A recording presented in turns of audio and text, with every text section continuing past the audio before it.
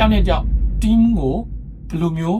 team spirit ပေါ့နော်ပြောင်းနေကြောက်ယဉ်နီးမှုရှိအောင်ပြောင်းနေယုံကြည်မှုရှိအောင်ဘယ်လိုမျိုးတည်ဆောက်တယ်ဆိုရအောင်ဘာကြောင့်လဲများသောအားဖြင့်ကတော့ကျွန်တော်တို့က team လိုက်လုပ်ရင်တောင်မှ credit ယူရင်နာမည်ကောင်းယူရင်ကျတော့တယောက်တည်းယူချင်ကြတာများတာဟုတ်ဒီမှာသူပေးသွားတဲ့အချက်မျိုးကျွန်တော်အရင်သဘောချတာ increasing communication decreases anxiety ကိုယ့်ရဲ့ team members တွေနဲ့ကိုယ့်ရဲ့အဖွဲ့သူအဖွဲ့သားတွေနဲ့ကျွန်တော်တို့က communication တွေများနေတယ်ဒါမှမဟုတ်သူတို့နဲ့ကိုယ်ကရင်းနှီးတဲ့ relationship တွေကိုတည်ဆောက်ထားတယ်ဆိုလို့ရှိရင်ပြဿနာတွေစိန်ခေါ်မှုတွေကြုံတွေ့လာတဲ့အခါမှာကျွန်တော်တို့ရဲ့တုံ့နှုံမှုကအများကြီး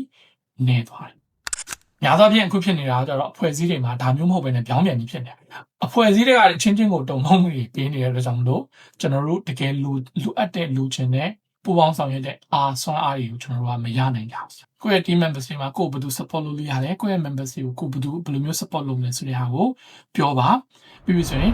don't be afraid to say I need help ဒါလည်းကျွန်တော်တို့ဖွဲ့စည်းတွေမှာကျွန်တော် training သွားလုပ်ပြီးတဲ့အခါမှာဒါကိုအရန်ကို